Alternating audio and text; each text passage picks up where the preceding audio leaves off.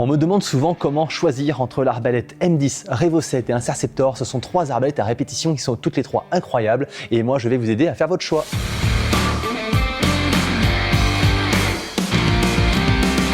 Bonjour et bienvenue dans cette vidéo d'Attila. Aujourd'hui, je vais vous présenter les trois arbalètes à répétition les plus en vogue en ce moment, puisque ce sont des arbalètes à répétition dites de deuxième génération, c'est-à-dire qu'elles ont des chargeurs amovibles et non plus des magasins qu'on remplit. Et du coup, je vais vous aider à faire votre choix en vous parlant de plusieurs critères. On va donc parler de la vitesse de tir, de la capacité du chargeur, de la facilité d'utilisation. On va parler aussi du budget et du poids. Alors, pour parler de la vitesse des traits d'arbalète, ce qui va vous donner votre précision et votre portée, eh bien, on va tout de suite dégrossir un petit peu le truc assez simplement. Cette arbalète peut monter jusqu'à 150 livres de puissance, celle-là 120 et celle-là 120. Et bien en fait, il faut savoir que sur la M10, l'arc 150 va plutôt correspondre à l'arc 120 livres de l'Interceptor. Les puissances paraissent moins élevées, mais en fait, du coup, on va avoir à peu près les mêmes vitesses puisque du coup, c'est plutôt une puissance mesurée et non plus une puissance théorique. Ça, c'est du coup, ça fait une grosse différence puisque une puissance théorique de 150 ici donne une puissance mesurée de 120 ici. Et la Revo 7 qui est annoncée à 120 livres va faire à peu près du 90 livres à l'équivalent chez Gogun, la May Interceptor. Donc vous voyez un petit peu du coup que chez Revo 7 Pro K et la M10 de chez Steambo, on va avoir des puissances assez hautes annoncées et en vitesse relevée on va être un peu moins élevé. Ça va se rapporter plutôt au réel de celle-ci. Donc celle-ci, même si elle ne monte que à 120, et bien en fait elle sera aussi puissante que celle-ci qui monte à 150. Et forcément, plus l'arbalète sera puissante et plus elle pourra tirer les traits vite et plus vous serez précis et vous aurez de la portée comme je le disais il y a 2 secondes. Mais il faut savoir qu'à contrario, du coup, ça va rendre l'arbalète plus difficile à utiliser. Donc si vous voulez une arbalète qui est facile à utiliser, n'hésitez pas à baisser en puissance. Rassurez-vous, 30 livres et 60 livres sur les arbalètes quand on change l'arc, eh bien ce n'est pas non plus tout à fait ridicule. Ça permet très bien de tirer à 10, 15, 20 mètres sans aucun problème et c'est très agréable pour le loisir. Ensuite, on va parler de la capacité des arbalètes, c'est-à-dire la capacité du chargeur, puisque du coup, c'est très important de savoir combien de traits vous pouvez tirer avec une arbalète avant de devoir mettre un nouveau chargeur en place.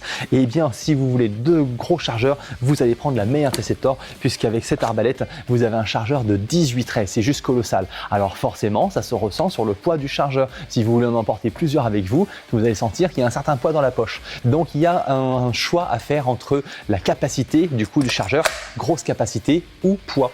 Si vous voulez quelque chose de plus léger, vous pouvez partir sur l'arbalète M10. Elle embarque quand même 10 traits, ce qui est quand même pas mal avec son petit chargeur ici. Alors il a été un petit peu décrié ce chargeur par la concurrence, il y a la guerre interne, ils ont décrié parce que c'est vrai que quand on l'insère, on a tendance à perdre un trait et on ne peut surtout pas l'enlever sans perdre un trait ou 2.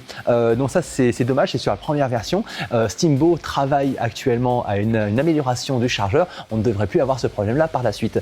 Et cette arbalète là, moi je l'apprécie beaucoup parce que elle est très légère, c'est la plus légère de la gamme et elle a quand même 10 traits de capacité, donc c'est pas rien. Et ce que j'aime beaucoup sur cette arbalète, c'est sa facilité d'utilisation, puisqu'en fait, quand vous avez fini le chargeur, eh bien, vous le sortez directement et vous en remettez un autre. Ça, c'est pas négligeable comme facilité, puisque on arrive enfin, du coup, ça donne la suite sur la prochaine arbalète, la Revo 7. J'adore beaucoup la Revo 7 par rapport à son levier d'armement, mais c'est vrai que le chargeur, c'est quand même celui qui a le moins de capacité, puisqu'on embarque 7 traits seulement, entre guillemets. Alors 7 traits, c'est quand même déjà pas mal, si on prend en compte que dans certains pays, ils recommandent les arbalètes pour la défense à domicile, ce que je ne vous recommande surtout pas en France, bien sûr, sinon vous fournissez en prison à la place du malfrat. Et bien quand même 7 traits, c'est quand même pas mal.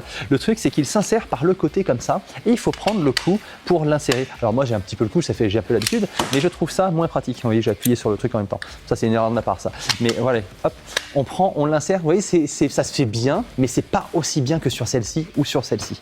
Et c'est celle qui a le moins de capacité. Cependant, vous allez voir juste après la facilité d'utilisation, ça change tout. Passons maintenant à la facilité d'utilisation, parce que certes on parle du poids, de la capacité et tout ça, mais la facilité d'utilisation est très importante. Cette arbalète est livrée en 60 livres, 90 livres, elle peut descendre en 30 et elle peut monter jusqu'à 120, ce qui n'est pas négligeable comme puissance. Et surtout, ce que j'apprécie, c'est sa facilité d'utilisation et de garder la cible en vue, parce que certes, ce sont ces deux-là les plus lourdes et celle-là la plus légère, et même si elle a moins de capacité, eh bien, elle est très très facile à utiliser. On dispose notamment d'une sécurité ici. Si je baisse le levier, il va falloir que j'enlève la sécurité à chaque fois que je veux tirer. Si je lève le levier, je vais pouvoir enchaîner les tirs sans avoir à retirer la sécurité. Regardez comme c'est facile.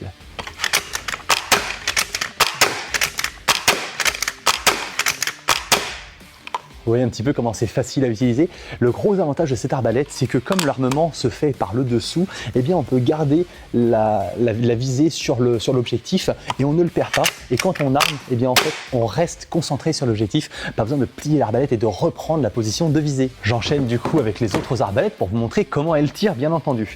Ce modèle d'arbalète, la Steambow M10, va s'armer de manière un petit peu plus classique par rapport au pistolet arbalète, puisqu'on dispose ici d'un petit levier qu'on doit actionner pour libérer le mécanisme. Vous voyez qu'ici tout de suite on a des crochets en métal qui viennent attraper, et en fait on va plier l'arbalète comme ceci. Voilà, on ramène bien à fond et là on peut tirer. Voilà, et on fait à chaque fois comme ça. Donc vous voyez que c'est quand même une bonne arbalète à répétition, mais elle nécessite plus de temps pour être réarmée.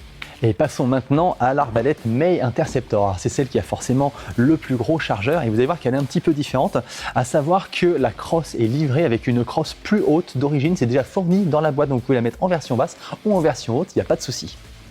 Donc pour l'armer, il suffit en fait d'appuyer ici avec le pouce, ça permet de débloquer tout le mécanisme. On arme l'arbalète, on repart en position. J'entends qu'un trait s'est positionné sur le rail et je peux tirer en direction de la cible. Et à chaque fois, du coup, je mets comme ça.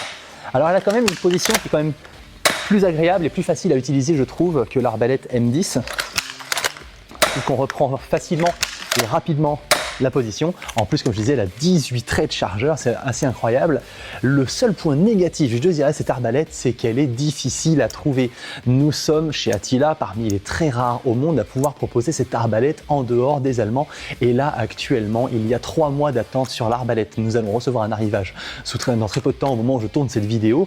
Mais en vrai, on les commande 2 à 3 mois à l'avance pour essayer d'en avoir un petit peu. Alors, je vais revenir sur une notion dont j'ai parlé tout à l'heure, c'est le poids de l'arbalète, parce que ça, c'est quand même assez important en fonction de l'utilisation que vous en avez. Si par exemple vous voulez partir à l'étranger, faire de la survie et tout ça, dans les 3 arbalètes, vous pouvez utiliser des traits de chasse. Alors ils sont très difficiles à trouver pour la Revo 7, mais très simples pour cela, puisqu'on en trouve partout. Ce sont des traits de 16 cm en alu, j'ai bien dit 16 cm, pas 16 pouces en alu, et ce sont des traits de chasse qui rentrent dans les chargeurs, donc il n'y a aucun souci.